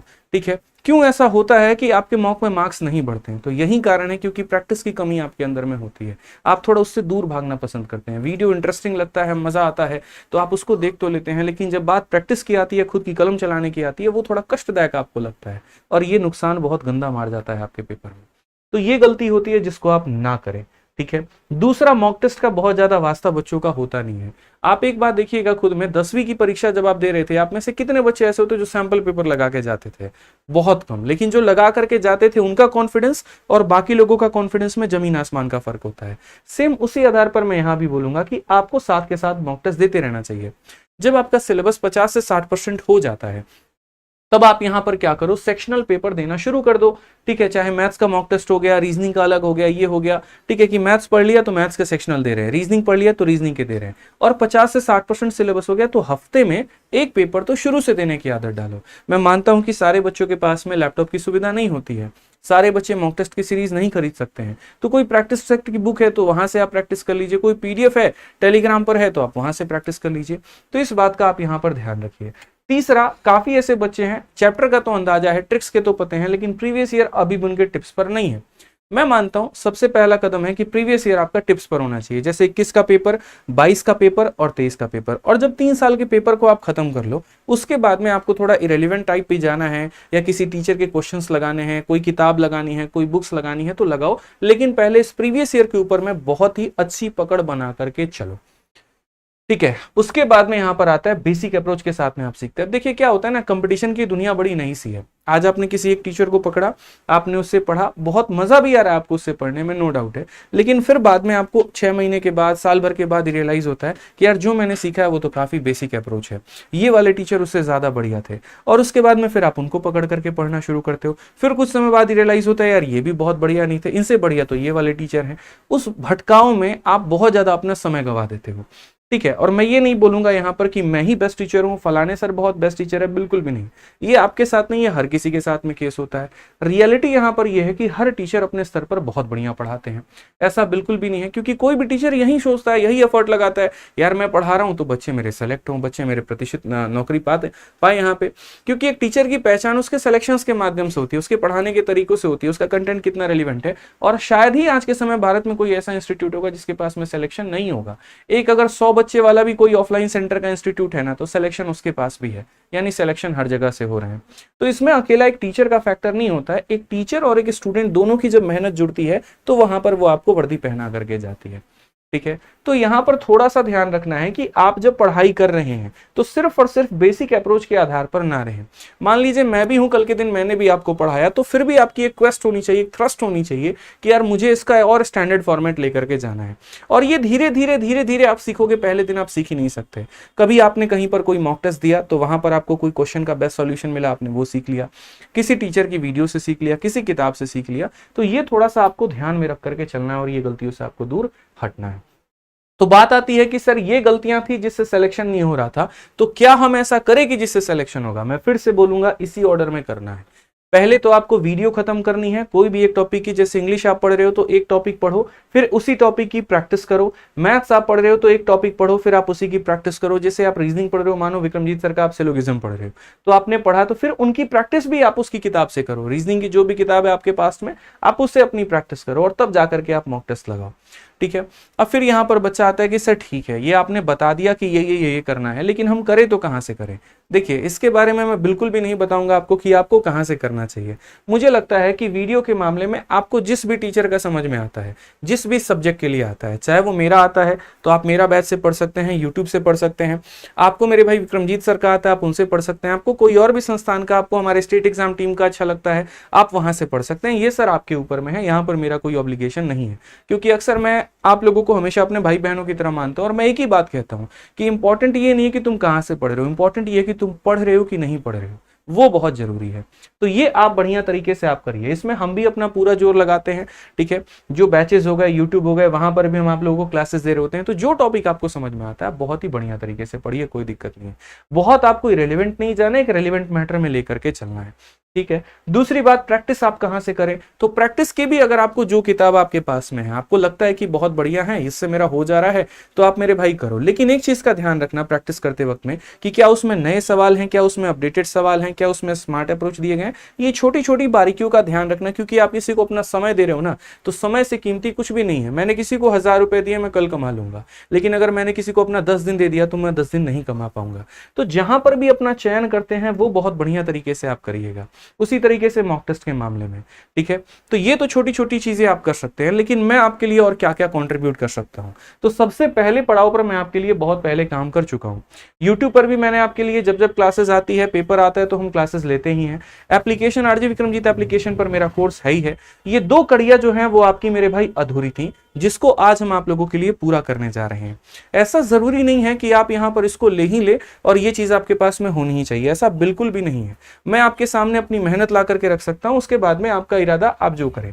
तो प्रीवियस ईयर प्रैक्टिस मेरे तरफ से मिसिंग था कि मैंने इसमें बच्चों के लिए क्या किया और मॉक टेस्ट के लिए मैंने आप लोगों के लिए क्या किया। तो इसका मैंने जो अपनी टीम से पिछले 6 महीने से जो मैं समाधान में लगा हुआ था, वो मैं आप लोगों के लिए लेकर के आ रहा हूं। मैं फिर से रिपीट करता हूं, आप जहां से कर रहे हैं, आपको अगर अच्छा लग रहा है, आप वहां से पढ़िए। आपको अपना रास्ता बदलने की जरूरत नहीं, बिल्कुल भी नहीं है मेरे भाई। कोई ये मत कहना कि सर ये लेकर के आ गए, वो बेचने आ गए, ये करने आ गए, बिल्कुल भी नहीं। दूर दूर तक, यहां तक, इस वीडियो के इस पॉइंट तक अगर आप जहां पर भी संतुष्ट है, आप वहां से करिए। क्योंकि मैं एक ऑथर हूं, मैं एक टीचर हूं, एक मेरे पास में अपना एक परिवार है, तो इस परिवार के लिए मेरी कुछ अपनी जिम्मेदारियां बनती हैं। मैं खाली नहीं बैठ सकता वहां पे, तो मैं कुछ ना कुछ तो आपके लिए करता ही रहूंगा। पढ़ाना है तो कोर्स लेकर के आऊंगा, यूट्यूब पर फ्री बैच लेकर के आऊंगा। बुक लिखने की बात है तो मैं वहां पर आप लोगों के लिए बुक लिखूंगा। मॉक टेस्ट के लिए मैं वहां पर एप्लीकेशन बना के टेस्ट लेकर आऊंगा, क्योंकि अगर हम लोग काम नहीं करेंगे तो आपका सिलेक्शन कैसे होगा? फिर आप पढ़ोगे कहां से? अगर कोई टीचर कभी कुछ लाए ही नहीं तो उस बच्चे का सिलेक्शन कहां से होना है? इसीलिए मेरे भाई यहाँ पर, चूंकि आप लोगों के प्यार से, सौजन्य आशीर्वाद से हमारा पब्लिकेशन काफी बड़ा हो चुका है। ठीक है। धीरे धीरे ये बड़ा ही हो रहा है हमारा। ठीक है। तो इसी के साथ में मैं आप लोगों के लिए 2 बहुत ही प्यारी चीज लेकर के आ रहा हूं। ठीक है। और वो है आपकी, एक तो मैथ्स की जीडी की पूरी किताब, और दूसरा आप लोगों के लिए जीडी के 20 प्रैक्टिस सेट की किताब। हालांकि देखिए, मैंने कहा ना, धीरे धीरे हमारा पब्लिकेशन बड़ा हो रहा है। तो आज से कुछ महीने पहले मैं आप लोगों के लिए जीडी वैरियर की किताब लेकर के आया था। ठीक है। और अब मैं आप लोगों के प्यार आशीर्वाद की वजह से जीडी के साथ साथ मैं यहाँ पर एक प्रैक्टिस सेट की बुक लेकर के आ रहा हूँ। और अगली बार जब जीडी की अनाउंसमेंट होगी ना, तो यहाँ पर इसके अंदर में एक और किताब होगी, और कोशिश होगी हमारी कि हम सारे सब्जेक्ट की किताब ला पाए। मैथ्स भी होगा, रीजनिंग भी होगा, हिंदी भी होगा, सारा सब्जेक्ट होगा उसके अंदर में, और ये प्रैक्टिस सेट भी रहेगा। क्यों ऐसा मैंने किया? क्योंकि मैंने आपसे क्या कहा कि जो सबसे बड़ी कमी मैं बच्चों के अंदर में देखता हूं वो ये, वीडियो से तो मेरा कवर कर लेते हैं वो, मान लो मैंने यूट्यूब पर पढ़ाया, बैच में पढ़ाया, कर लेते हैं, लेकिन वो भी तो वही गलती कर रहे हैं, प्रैक्टिस नहीं करके। तो वो प्रैक्टिस कहाँ से करेंगे? उसी के लिए हमने यहाँ पर जो है इस बात को, क्योंकि यार मेरे मन में हमेशा ये चलते रहता है, हमेशा जैसे मानो मैं ये मान करके चलता हूँ कि जो पढ़ने वाला बच्चा है वो मेरा खुद भाई है, मेरा छोटा भाई है, वो क्या कर रहा है? तो वो ये गलती कर रहा है कि प्रैक्टिस नहीं कर रहा। वो ये बोलता है भैया आपका वीडियो तो कंप्लीट कर लिए और उसके बाद में मेरा प्रीवियस ईयर नहीं बन रहा है। क्यों नहीं बन रहा है? आपने सेलेक्टिव क्वेश्चंस की प्रैक्टिस नहीं की, आपने की तो मेरे भाई सही तरीके से आपने नहीं की। इसी का उपाय बनाने के लिए हमने ये 2 किताबें आपके लिए निकाली हैं, ठीक है। और प्रशांत सर भी आप लोगों के सामने लेकर के आ चुके हैं। अब इस किताब में क्या है, कैसे है, कितना है, ये सारा बात मैं आपको बहुत ही तरीके से बताऊंगा। इसीलिए अभी कमेंट में कुछ मत करना और पहले सुन लेना मेरी बातें, उसके बाद में जो बोलोगे ना मेरे भाई मन होगा, लेकिन मेरी बात सुनने पर फोकस करना पहले, ठीक है। चलिए, तो ये अभी 2 किताब के बारे में आपको पूरा का पूरा हम आपको बताएंगे, लेकिन उसके पहले कुछ शब्द सर बताना चाहेंगे। देखो बड़ी प्यारी सी किताबें हैं और बिल्कुल सर ने सही कहा। जैसे काफ़ी सारे लोगों का रहता है, आपको भी कुछ लोग बोलते होंगे कि किताब आ जाती है हर महीने ये आ रहा है, हर महीने वो। कुछ लोगों का ना सोच होता है नेगेटिव सोचना, बस कुछ लोगों का काम होता है पॉजिटिव तरीके से जो अपने काम की चीज़ें हैं। देखो कभी सीजीएल की कोई किताब लेके आएंगे तो कभी जीडी के लिए लेके आएंगे, क्या ये थोड़ी ना करते हैं? ये देखो जी एक किताब है, सीजीएल वाले इसी को पढ़ो, जीडी वाले इसी को पढ़ो, यूपी पुलिस इसी को पढ़ो। वो काम करना है, वो नहीं करना है मेरे भाई। हर चीज़ के लिए टारगेट करके स्पेसिफिक चीज़ें आपको पढ़नी पड़े, कम मेहनत में कैसे आपका काम चल जाए। अगर ये सब करना है तो हमें बार बार काम भी करना पड़ेगा। और एक बात जो सर ने बहुत प्यारी कही, जो बहुत अच्छी है, वो बात ये है कि भाई हम लोग ऑथर हैं। अगर ऑथर हैं तो भाई हम कुछ ना कुछ तो लिखेंगे चीजें लेके आएंगे आप लोगों के लिए। अब आपको लगता है कि हाँ आपको इस चीज की जरूरत है तो आप लीजिए, लेकिन जबरदस्ती ये कह देना कि आप बिजनेसमैन बन रहे हो या ये कुछ, ये सब सारी चीजें फालतू की होती हैं। और ऐसे बच्चों की बातों में बिल्कुल भी ना आए, 1% भी ना आए।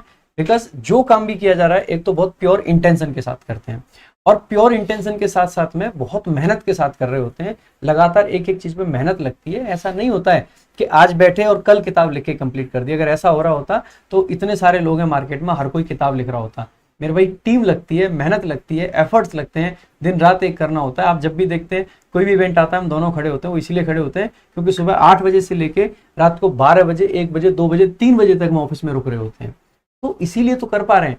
हर कोई 3 बजे तक ऑफिस में नहीं रुकता है। अपनी एक तो एंजॉय करना होता है लाइफ को, और एक होता है अपनी लाइफ को डेडिकेटेड कर देना स्टूडेंट्स के लिए, जो कि हम कर रहे हैं, वही काम कर रहे हैं। तो इसीलिए मेहनत तो आपको दिखेगी, और मेहनत अगर करेंगे तो रोज रोज इवेंट्स भी आएंगे, सारी चीजें आएंगी। अभी इसके बारे में जब डिटेल में बताएंगे तो बच्चों को वास्तविक मेहनत के बारे में भी पता चलेगा। देखो बहुत अच्छी किताब है, मैंने खुद भी देखा है। हाँ। इसमें पूरे प्रैक्टिस सेट्स हैं आपके, और प्रैक्टिस सेट में जो खास बात सर ने रखी है ना, वो मुझे बहुत बड़ी अच्छी लगी कि हिंदी भी रखी है और इंग्लिश भी रखी है। यानी कि अगर आप जीडी के पेपर में हिंदी को अटेम्प्ट करने वाले हैं तो आप हिंदी वाले सेक्शन को अटेम्प्ट कीजिए, और अगर आप इंग्लिश को करने वाले हैं तो इंग्लिश के अटेम्प्ट कीजिए, क्योंकि दोनों ही ऑप्शनल होते हैं, दोनों में से एक भी मैंडेटरी नहीं है। जो आपको करना है वो कीजिए, और इसमें वो दोनों ही चीजें हैं। यानी कि आप किसी भी मीडियम से आप आसानी से इस बुक को पढ़ सकते हैं, आसानी से अटेम्प्ट कर सकते हैं। बहुत प्यारी किताब है मेरे भाई, बहुत बेहतरीन तरीके से डिजाइन करी गई है इस किताब को। तो अब इसका कंटेंट क्या है, कैसे है, और सारा बात मैं भी आपको बोर्ड पे दिखाऊंगा, और प्रशांत सर खुद वीडियो दिखाएंगे, पीडीएफ दिखाएंगे आपको, सर दिखाएंगे आपको सारी चीजें, ठीक है, बहुत अच्छे से, क्योंकि सर को ना ज्यादा पता है कि किताब में कौन सी चीज किस तरीके से, किस पर्पज से डाली गई है। ठीक है, तो सर एक बार पूरा दिखाएंगे आपको। प्राइस के बारे में देखो आप लोग बिल्कुल कमेंट करना, और वो आपका हक बनता है। मैं बोलता हूँ जो बच्चे लिखते हैं वो बिल्कुल बहुत सही बच्चे हैं, बहुत अच्छे बच्चे हैं, उनका लिखना हक बनता है। क्योंकि कोई भी होती है ना, देखो हमारी थॉट क्या होती है इंडिया में, मैंने पहले भी कहा है कि एजुकेशन को लोग कम प्राथमिकता देते हैं। पेट्रोल 90 रुपए से 100 रुपए हो जाए ना, दिक्कत नहीं होती है, वहां पर कोई इशू की बात नहीं है। लेकिन अगर किसी टीचर का कोई अगर कोर्स है वो 90 रुपए से 100 रुपए हो जाए तो वो बिजनेसमैन बन जाता है उसी रात में। ठीक है, अंबानी जी जियो के रिचार्ज को 1.5 गुना कर दे तो वो बिजनेसमैन नहीं कहलाते हैं, लेकिन एक एजुकेटर है वो बिजनेसमैन बन जाता है। तो मुझे लगता है कि ये मानसिकता वाले जो बच्चे हैं बड़े अच्छे और बड़े प्यारे बच्चे हैं, और इनको मैं बहुत ही सैल्यूट करता हूँ शुरू से ही। ठीक है, आइए यहाँ पर बात करते हैं। तो उन बच्चों को मेरा बहुत बहुत सलाम। अब बात यहाँ पर हम आगे लेकर के आते हैं कि सर और बातें क्या हो सकती हैं। तो देखिए, जैसे आपके जीडी की ही अगर हम बात करें तो पहले क्या होता था, 25 सवालों का पैटर्न होता था, और अब 20-20 सवालों का पैटर्न हो गया। तो पिछले अगर 21 की, 23 की, 24 की अगर हम बात करें तो 4155 सवाल थे। तो जब मैंने इस किताब को बनाने के बारे में सोचा तो मैंने कहा यार मैं बच्चों को ये सजेस्ट कर रहा हूँ कि आपको प्रीवियस ईयर को अपने टिप्स पे लेकर के जाना है। तो मतलब 4000 सवाल की जो किताब बनेगी वो कितनी मोटी बनेगी, क्योंकि बात सिर्फ 4000 क्वेश्चंस की नहीं होती है, बात यहाँ पर 4000 क्वेश्चन और प्लस 4000 सॉल्यूशन की होती है। अच्छा, एक और चीज, जो किताब बनते हैं वो मेरे भाई बाइलिंगुअल बनते हैं। तो अगर 4000 सवाल इंग्लिश में टाइप हो रहे हैं तो 4000 सवाल फिर हिंदी में भी टाइप होंगे, और फिर उनके सॉल्यूशन भी बनेंगे, यानी कुल मिलाकर के 12000 क्वेश्चन। और 12000 क्वेश्चन का मतलब ये किताब लगभग आप इतनी मान करके चलो कि हमारी ऐसी 2-3 फॉर्मूला बुक रख दो इसके ऊपर में तो उतने के करीब में ये पहुंच जाएगी। ठीक है, 2-3 2-3 फॉर्मूला बुक इसके ऊपर में रख दो तो ये पहुंच जाएगी। क्या उतना बच्चा पढ़ना चाहता है? इसमें रिपीटेशंस भी काफी ज्यादा हैं, कौन सा पढ़ करके जाना है, कौन सा छोड़ करके जाना है, ये तो हमें नहीं पता। तो इसका मैंने सॉल्यूशन निकाला। यहाँ पर हमने क्या किया मेरे भाई, सबसे पहले इस किताब को बनाने के लिए इसमें 1450 सवाल रखे, उन 4000 को ट्रिम करके उसके 33% भाग पर लेकर के आए। ठीक है कि 1400 सवाल अगर इंग्लिश में होंगे, 1400 उसके हिंदी में होंगे और 1400 के सॉल्यूशन होंगे, तो 4200 के करीब में पहुंच जाएगा। तब जाकर के आपकी ये किताब मेरे भाई यहाँ पर बनी है। अब उसके बाद में ये जो किताब है, क्वेश्चन तो इसके अंदर में इंग्लिश और हिंदी दोनों में दिए गए हैं, लेकिन जो सॉल्यूशन है आपके यहाँ पर वो पूरा का पूरा हिंदी में है। ठीक है, ये किताब के अंदर में 2021, 2023 और 2024 के लगभग 1450 सवाल 20 अध्यायों में संकलित किया गया है। इसमें सबसे अच्छी बात मैं आपको बताऊं ना, तो ये टाइप वाइज कवरेज है। जैसे हमने रेलवे गणित की जो किताब निकाली थी, थोड़ी इसी में मेहनत लग जाती है यार, कि एक होता है कि प्रीवियस ईयर तुमने उठा करके एज इट इज मेरे भाई चेप दिया, और एक यहाँ पर होता है कि नहीं वाकई में आपने इसके ऊपर में खुद से काम किया। तो जैसे इस किताब के ऊपर में अगर हम बात करें तो मैं आपको इंडेक्स दिखाता हूँ। ठीक है, ये हमारा परसेंटेज हो गया। इसमें अलग अलग टाइप मैंने बना दिया है कि यार कोई भी स्टूडेंट है, अगर मानो कि आज कोई लेक्चर उसने देखा, उसके बाद में उसको आज के आज प्रैक्टिस करनी है, तो वो कैसे करेगा। ठीक है, तो ये हमने पूरा टाइप 1 बनाया, टाइप 2 बनाया, टाइप 3 बनाया, टाइप मतलब पूरी की पूरी ये किताब मैंने मैथ्स वाली जो है वो टाइप वाइज बना दी। ठीक है, कोई भी चैप्टर अगर आप देखोगे ना, अगर आप अपने आप को मैथ्स का 30 मार्क हार समझते हो, तो एक काम करना, जीडी का तुम कंपाउंड इंटरेस्ट लगा करके देख लेना, और जो अप्रोच आपको आता है आप उस अप्रोच से लगा करके देख लेना। आपको पता चल जाएगा कि आप कितने गड्ढे में हैं और कितने यहाँ पर ऊपर में है। ठीक है, तो ये थोड़ा सा ध्यान रखिए, ये पूरा का पूरा हो गया। अच्छा, एक चीज और, उसके बाद में मैंने यहाँ पर क्या किया कि जैसे मान लो कोई बच्चा, उसका सिलेबस कंप्लीट हो गया, उसको मॉक टेस्ट देना है, लेकिन सिर्फ और सिर्फ मैथ्स का देना है, तो यहाँ पर आप मैथ्स के मॉक टेस्ट दे सकते हो। और मैंने 20 चैप्टर के साथ में 10 मॉक टेस्ट भी इसके अंदर में डाले हैं, लेकिन वो सिर्फ मैथ्स के मॉक टेस्ट हैं, सारे सब्जेक्ट के नहीं है। अगर हम किसी भी क्वेश्चन की यहाँ पर बात करते हैं तो ये देखिए, किसी भी चैप्टर की, जैसे ये आपका कोई परसेंटेज आपका चैप्टर हो गया, इसके अंदर में सबसे पहले मैंने यहाँ पर टाइप वाइज बांट दिया। ये टाइप नंबर 1 हो गया आपका, सारे सवाल आपके बाइलिंगुअल हो गए। और सबसे बड़ी बात जो यहाँ पर होती है ना, वो यहाँ पर हो जाती है मेरे भाई इसके सॉल्यूशंस। तो मैं आपको छोटी सी बात यहाँ पर बताना चाहता हूँ। जैसे अक्सर बच्चों की बात जो होती है वो ये होती है, देखिए यहाँ पर ये पूरे पूरे क्वेश्चंस हमने रखे हैं, और काफी बढ़िया तरीके से क्वेश्चंस की संख्या अच्छी खासी हमने रखी है। ये नहीं कि हाँ 20-40 क्वेश्चन में, 50 क्वेश्चन में किसी भी टॉपिक को निपटा दिया। अब जैसे आप यहाँ देखो, इसमें 114 क्वेश्चन है, तो जो बच्चे 99 रुपीज कमेंट में लिख रहे हैं, या 199 लिख रहे हैं, या 299 लिख रहे हैं, जो भी लिख रहे हैं, देखो बच्चे मैं बताता हूँ आपको क्या होता है ना, बस ये चाहिए होता है कि मुझे 99 रुपए में किताब मिल जाए, और इसी का फायदा मार्केट में लोग उठाते हैं। मेरे पास में परसों एक पब्लिशर आए थे, उन्होंने कहा सर क्या फर्क पड़ता है, हम 99 रुपए में किताब निकाल देंगे, आप अपना नाम हमें दे दीजिएगा, हम आपका फोटो आपकी किताब पे जो है लगा देंगे अपनी किताब पे, और 99 रुपए में बेचेंगे, बहुत दबा करके बिकेगी, बहुत ज्यादा सेल हो जाएगी, और आपको हम 10-12% रॉयल्टी का दे देंगे। ठीक है, क्योंकि आपका नाम है। तो मैंने कहा सर देखिए बात यहाँ पर है, आप ये बताइए, अगर आप 99 में बुक निकालोगे तो आप बच्चों को तो क्वेश्चंस अच्छे खासे दोगे ना। तो कहते सर बच्चों को फर्क क्या पड़ता है, उनको तो 99 ही चिल्लाना है। काम करो सर, 50-50 क्वेश्चन सारे चैप्टर में दे देंगे, और आराम से जो हमारी ये वाली किताब है, लगभग इतनी पतली की किताब बनेगी। बच्चों को पतली किताब मोटी किताब से फर्क क्या होता है, वो जब ऑनलाइन ऑर्डर करते हैं तो उनको सिर्फ कवर पेज दिखता है। बहुत ऐसे कम बच्चे होते हैं जो नंबर ऑफ पेजेस पे भी जाते हैं, बहुत ऐसे कम बच्चे होते हैं जो ये भी देखते हैं कि उस जो चैप्टर है उसमें कितने क्वेश्चन हैं। ठीक है, अच्छा जो सॉल्यूशन भी दिए गए हैं वो एक अप्रोच में दिया गया कि 2 अप्रोच में, उनको तो 99 कहना है, तो सर ठीक है 99 में लाएंगे, दबा के बिकेगी, सेल जबरदस्त जाएगी, कोई दिक्कत की बात नहीं। मैंने तुरंत उनको राम राम कहा, उनको कहा सर आप जाइए। यार एक बात बताओ, प्रैक्टिकली किसी चैप्टर के 50 क्वेश्चन लगाने से आपके सिलेक्शन हो सकते हैं क्या? मेरे लिए बिजनेस या मेरे लिए किताब या पब्लिकेशन बहुत बाद की बात है, पहले आपका फ्यूचर है। मैंने क्या कहा कि अगर किसी को अगर आप कुछ दे रहे हो तो आप उसको सबसे बड़ा अपना समय दे रहे हो, और अगर आप मुझे अपना समय दे रहे हो वहां पर, तो उससे ज्यादा कीमती कुछ भी नहीं है। तो ये होती है आपकी 99 रुपीज की किताब, जो कि 109 रुपए में आपके सामने अमेजन पे अवेलेबल है। क्यों? क्योंकि इसके अंदर में 112 पन्ने हैं। फिर उसके बाद में अगर आप देखोगे तो जस्ट इसका 3 गुना पेज इसके अंदर में है, लगभग 300 के करीब है।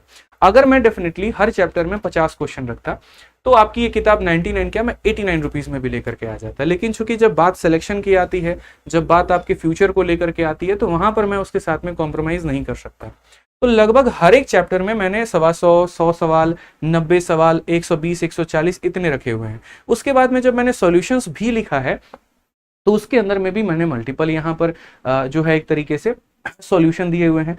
अब आप जितने ज्यादा सॉल्यूशंस और जितने ज्यादा क्वेश्चंस की कवरेज करोगे, किताब उतनी मोटी होती है। किताब जितना मोटा होता है तो पेपर उतना ज्यादा लगता है, और पेपर जितना ज्यादा लगता है तो किताब की कॉस्टिंग भी उसी तरीके से भागती है। ठीक है, तो यहाँ पर उसी तरीके से दूसरी बात, एक 15,000 रुपए का कंटेंट डेवलपर और एक 50,000 रुपए का कंटेंट डेवलपर, इनमें भी बहुत फर्क होता है।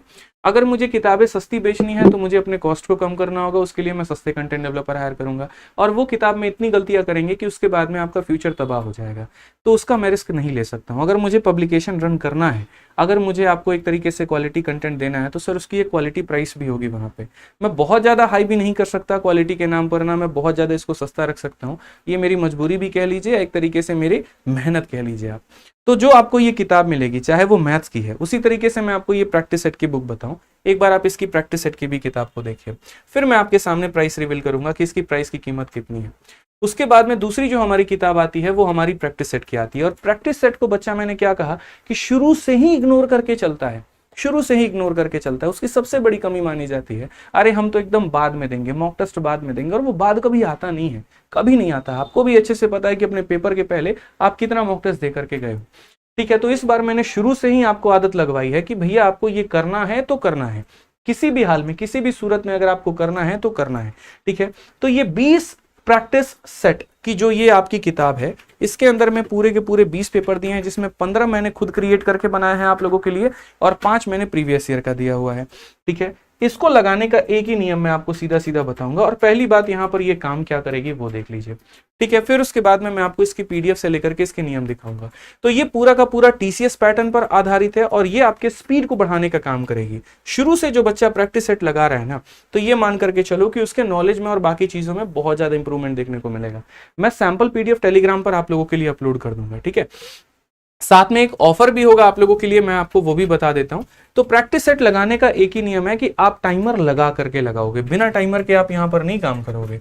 तो जैसे 160 नंबर का पेपर है, एकदम शुरू से वो आदत लगानी है, 60 मिनट का आपको टाइमर लगाना है, और 60 मिनट का टाइमर लगा करके जो एग्जाम की तरह जितने सीरियस होकर के काम करते हो, उतने सीरियस तरीके से आपको पहले ही अपना पूरा प्रैक्टिस सेट में सॉल्व करना है। सॉल्व करने के बाद में 58 मिनट में अपने टाइमर को बंद कर देना, और टाइमर बंद करने के बाद में तब ये पूरा का पूरा मेरे भाई सॉल्यूशन देखना। एक चीज और जो गलती करते हो वो ये कि आप सॉल्यूशन ही नहीं देखते। भैया फिर सीखोगे कहां से? अगर क्वेश्चन ही लगाने थे तो मेरी किताब की क्या जरूरत है? फिर तो किसी का भी किताब उठा लो भाई, एरा गैरा कल के दिन कोई भी लिख देगा, उसकी भी पढ़ लो, क्या फर्क पड़ता है वहां पे। इंपॉर्टेंट किताब लेने का ये नहीं होता कि उसमें क्वेश्चन है, इंपॉर्टेंट ये होता है उसके सॉल्यूशन कैसे हैं, आपने उससे सीखा कि नहीं सीखा। कई बार ऐसा होता है कोई टीचर ने पढ़ाया कोई तरीके से, उसके बाद में जब आप बुक की उसकी प्रैक्टिस करते हो और बुक में आपको बेस्ट अप्रोच मिलता है, तो इसमें क्या होता है, एक सही रास्ता आपको मिल जाता है। तो मैंने ये कोशिश की है कि बच्चा चाहे कहीं से भी पढ़ रहा है, लेकिन अगर वो इन क्वेश्चंस के सॉल्यूशन लगा रहा है तो इनके जो सॉल्यूशन है वो मैं बेस्ट दूं वहां पे, कि उसको कोई दूसरा फिर सॉल्यूशन बेस्ट ना नजर आए और सारे डाउट्स उसके यहीं पर क्लियर हो जाए। धीरे धीरे जैसे मैंने कहा कि पब्लिकेशन बड़ी हो चुकी है, तो हम हर सब्जेक्ट के ऊपर में काम कर रहे हैं। हम हिंदी पे, इंग्लिश पे, जीएस पे, रीजनिंग पे, सारे सब्जेक्ट पर काम कर रहे हैं, और धीरे धीरे सारे सब्जेक्ट की किताबें भी हम आप लोगों के लिए निकालेंगे। आज मैं आपके समक्ष प्रैक्टिस सेट और मैथ्स की किताब के साथ मौजूद हूं, कल मैं मेरे भाई यहाँ पर आपको चारे सब्जेक्ट के किताब के साथ भी मिलूंगा। यहाँ पे उसके ऊपर में भी मेरा काम हो रहा है। एक्सप्लेनेशन भी देखोगे ना, तो 4 अगर ऑप्शन है जीएस में, तो चारों ऑप्शंस को कहीं कहीं पर एक्सप्लेन किया गया है। कोई चीज गलत है तो उसको हिंदी में बताई गई है कि क्यों गलत है, साथ में उससे जुड़ी जानकारी भी मैंने दी है। जैसे आप यहीं देखो, नथुला दर्रा सिक्किम में स्थित है, यह भारत और चीन के बीच 3 खुली व्यापारिक सीमा चौकियों में से एक है। वर्ष 1962 में भारत चीन युद्ध के बाद यह दर्रा बंद कर दिया गया था, लेकिन 2006 के बाद द्विपक्षीय व्यापारिक समझौतों के बाद पुनः खोल दिया गया। इससे क्या होगा, इंटरेस्ट थोड़ा जागेगा किताब को पढ़ने को लेकर के। ठीक है, तो जो मैं आप लोगों के लिए कर पाया, क्योंकि देखिए आप लोग ऑनलाइन किताब मंगाते हैं, अगर आप ऑफलाइन खरीदेंगे तो आपको सस्ती पड़ेगी ऑनलाइन के मुकाबले, मैं आपसे ये बात बोलता हूँ, क्योंकि वहां डिलीवरी चार्ज नहीं लगता है। लेकिन चूंकि आप ऑनलाइन यहाँ पर इस किताब को मंगा रहे हैं तो आपको डिलीवरी चार्ज भी देना पड़ेगा। तो बुक हो गई आपकी, फिर उसके बाद में आपकी डिलीवरी चार्ज हो गई। तो अगर आप एक एक सिंगल किताब लेते हो, जैसे मानो आपने सिर्फ मैथ्स वाली किताब को मंगाया, तो ये आपको 199 में मिलेगी फ्लिपकार्ट पे।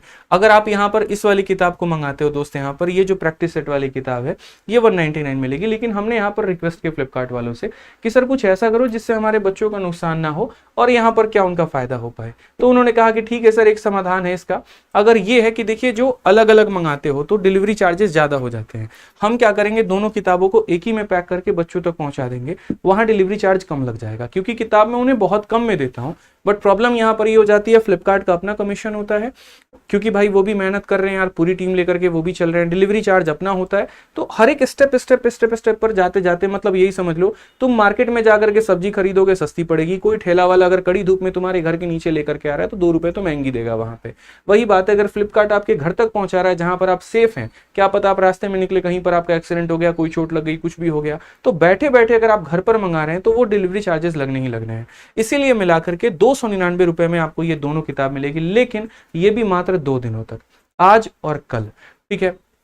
मार्केट में इससे सस्ती भी काफी किताबें हैं, और ऐसा नहीं है कि वो बिल्कुल अच्छी नहीं है, बिल्कुल अच्छी है, मैं मना कहाँ कर रहा हूँ, लेकिन जिस दिन आप इस किताब को पढ़ोगे तो आपकी इसकी वास्तविकता पता चलेगी कि किस जनरल कंपटीशन को क्रैक करने के लिए बनाया गया है, किस सोच के साथ में आपको बनाया गया है, और इसको पढ़ने के फायदे यहाँ पर क्या होंगे, ठीक है। तो मैं बिल्कुल ये बात बोलूंगा कि देखिए, आप पहले इसको मंगाइएगा, आप इसको पहले पढ़िएगा, जब संतुष्ट हो जाइएगा तभी दूसरों को रिकमेंड करिएगा। मैंने जिंदगी में कभी नहीं कहा कि कोई किताब तुम बिना पढ़े किसी को रिकमेंड कर दो, एवर, कभी नहीं मेरे भाई। जो किताब हम एक बार लॉन्च कर देते हैं उसके बाद में शायद ही हम दोबारा उसके लिए कहने भी आते हैं कभी, क्योंकि उसके बाद में बच्चे उस किताब को कह रहे होते हैं। रेलवे गणित को देख लीजिए, एक बार बच्चों के बीच में चली गई, पसंद आती है, एक बच्चा खुद दूसरे को बोलता है। ब्रह्मास्त्र पसंद आती है, एक बच्चा खुद दूसरे को बोलता है। सेम बात यहाँ पर जीडी को भी लेकर के है। ये 2 किताबें, मैं तो एक ऑथर हूं, मेरा काम लिखना है, तो मैंने आप लोगों के लिए लिख दी ये 2 किताबें। अब ये आपको 299 के अंदर में दोनों मिल जाएगी। 1 तारीख और 2 तारीख के बाद में इसकी कीमत 330 रुपए के करीब में हो जाएगी। 330 रुपए, इससे ज्यादा नहीं, मतलब ये नहीं हो पाएगा ज्यादा डिस्काउंट, क्योंकि ये फ्लिपकार्ट की तरफ से, और ये भी आखिरी है। तो आप यहाँ पर फ्लिपकार्ट हो गया, अमेजन हो गया, आप वहां से मंगा सकते हैं। और सभी लोगों का बहुत बहुत धन्यवाद रहा यहाँ पर जिन लोगों ने किताब को मंगाया। फ्लिपकार्ट की पूरी टीम है, हमारे मित्तल जी भी हैं जो डिस्ट्रीब्यूट करते हैं, उनका भी बहुत बहुत आभार है, ठीक है। तो ये उन्हीं के सौजन्य से हो पाया भाई, और मैं आप लोगों तक ये पहुंचा पाया। तो अगर आप इंडिविजुअली मंगाओगे तो 199 का पड़ेगा, और दोनों को इकट्ठा मंगाओगे तो पड़ेगा। लिंक इसका डिस्क्रिप्शन में है, तो डिस्क्रिप्शन के लिंक पर क्लिक करके, या यहाँ पर पिन भी मैंने कर दिया, वहां से क्लिक करके आप मंगा सकते हो। मेरा सुझाव रहेगा आप कॉम्बो किताब इसकी मंगाइए और बढ़िया तरीके से अपनी तैयारी करिए। किताब आने के बाद में यहाँ पर आपको क्या करना है, तो किताब आने के बाद में दोस्त आपको एक छोटा सा काम करना है, और वही यहाँ पर कि आपको अपना रिव्यू, आपको अपना फीडबैक हमारे पास में शेयर करना है। फ्लिपकार्ट पर तो अपना एकदम हाजिरी लगा ही देना, उसमें कोई दिक्कत की बात नहीं है, उसमें एकदम बिल्कुल भी पीछे नहीं हटना है। जो चीज अच्छी है वो हम लोग बताएंगे, वो शेयर करेंगे, क्योंकि शेयर करने का भावना हमेशा रखना है। अगर मैं नॉलेज को शेयर ही ना करूं तो आप कहां से पढ़ पाओगे, पढ़ ही नहीं सकते। तो sharing is all about caring, ये बात ध्यान रखिए। तो आपको यहाँ पर हमारा जो ये नंबर है 9289079800, कोई कॉल नहीं करोगे, कुछ नहीं करोगे, बस इसके व्हाट्सएप पे अपना प्यारा प्यारा फीडबैक और अपनी प्यारी सी वीडियो भेज देना इसके ऊपर में। 92890799, नहीं व्हाट्सएप नंबर नहीं है, कौन सा है नंबर बताना, इसके ऊपर में नहीं करना भाई, ये नंबर शायद बंद है अभी, रुक जाओ मैं दूसरा नंबर आपको दे रहा हूँ यहाँ पे, ठीक है। इसके ऊपर में व्हाट्सअप ब्लॉक है, इसके ऊपर में मत करना भाई, ये ब्लॉक हो रखा है, रुक जाओ। आप लोगों के इतने सारे मैसेजेस आते हैं ना, व्हाट्सअप वाले भी यहाँ पर ये बोल देते भैया तुमको ब्लॉक मार रहे हैं, तुम बाद में अपना एक्सप्लेनेशन देते रहना। मेरे कई सारे व्हाट्सअप नंबर ब्लॉक हो गए इसी वजह से, एक बार में 30-30 हजार बच्चों के मैसेज आ जाते हैं। तो मैं आपको एक दूसरा नंबर दे रहा हूँ, आप उसके ऊपर में अपना प्यारा सा जो दोस्तों है वो फीडबैक जरूर दे देना, ठीक है। लेकिन इस पे कॉल वॉल नहीं करना है, इंक्वायरी कुछ नहीं मिलने वाली है। कोर्स की इंक्वायरी जो हमारा मेन नंबर है उस पे मिलेगी। मैं जो आपको ये नंबर दे रहा हूँ मेरे भाई, ये देखो यहाँ पर 8 हो गया, 1 हो गया, 3 हो गया, 0 हो गया, 81 30 और उसके बाद में 5 9, ठीक है, 1 0 3 और 5। तो ये हमारा पूरा इंक्वायरी कह रहे हैं, ये हमारा मेरे भाई व्हाट्सअप नंबर हो गया, ठीक है। और इसके ऊपर में आप अपना वीडियो जो भी मेरे भाई भेजना चाहते हो आप भेज देना, 81 30 59 81 30 59 10 35, ठीक है। और बाकी जो हमारा मेन इंक्वायरी नंबर है 8506003399, उस पर तो संपर्क करके कभी भी आप इंक्वायरी ले ही सकते हो। तो ये दोस्त हमारा है, आपका बिल्कुल यहाँ पर जो है फीडबैक का रहेगा इंतजार, और जो बच्चों का फीडबैक रहा तो वो हम आप लोगों के साथ में जरूर शेयर करेंगे, जो भी जैसा भी रहा। तो मंगाइए इसको, पढ़िए अच्छे तरीके से, ठीक है। और आज के सेशन को यही आरंभ करेंगे। शुरू में जो हमने बातें बताई उन बातों का आपको ध्यान में रखना है कि पहला चरण आपका वीडियो को कंप्लीट करना है, दूसरा उसके बाद में आपको प्रैक्टिस करनी है, तीसरा उसके बाद में आपको मॉक टेस्ट देना है। और आपको वो भेड़ चाल नहीं चलना है जो बाकी लोग चलते हैं, एक आपको अलग अपने तरीके से रणनीति बना के चलनी है। आपको नोटिफिकेशन का वेट नहीं करना, 5 सितंबर को नोटिफिकेशन आएगा तब जाकर के हम उससे पढ़ेंगे और तब जाकर के हम तैयारी करेंगे। बहुत गलत रणनीति है, इस बात को ध्यान में रखिए। साथ में एक चीज का और, अपनी गलतियों के ऊपर में बहुत काम करना है। इस किताब में एक छोटा सा काम आप और कर सकते हो, जो क्वेश्चन बहुत ही शानदार है उसको 1 स्टार लगा दिया, जो थोड़ा सा कम शानदार है उसको मतलब बहुत शानदार है 2 स्टार 3 स्टार लगा दिया, जो कम है उसको लगा दिया, ताकि दोबारा जब सेकंड गो में जाओ ना तो वहां पर उन स्टार मार्क्स क्वेश्चंस को लगाओ। तो यकीन मानो ये आपके तैयारी में 4 चांद लगाने वाली है। इसको मंगाइए, इसको पढ़िए। और अगर आपके पास में ऑलरेडी कोई किताब है तो मैं आपको नहीं बोलूंगा कि नहीं आप इसको मंगाओ, वहीं आप अपने पैसे जबरदस्ती लगाओ, क्यों लगाना भाई, ठीक है। कोई भी पैसे लाता है तो बहुत मेहनत से कमा करके लेके आता है, इस बात का ध्यान रखो। लेकिन जिनके पास में नहीं है या जिनको आवश्यकता हो और क्वालिटी कंटेंट की, वो मंगा करके जरूर पढ़ें और फ्लिपकार्ट पर, अमेजन पर अपनी रेटिंग जरूर दें, ठीक है। चलिए दोस्तों, तो मिलेंगे अगले सेशन में। ध्यान रखिए अपना। बाकी कोई भी कमेंट रहा तो जरूर बताइएगा। कल सुबह तक ही आपके पास में ऑफर रहने वाला है, तो इसको मंगा लीजिएगा। बाद में महंगी होगी तो मुझे मत कहिएगा। सैंपल पीडीएफ इसके हम अपने टेलीग्राम पर डाल देंगे, जिसका लिंक भी हमारे डिस्क्रिप्शन में है, तो वहां से आप देख लीजिएगा। मिलते हैं अगली वीडियो में दोस्तों। जय हिंद।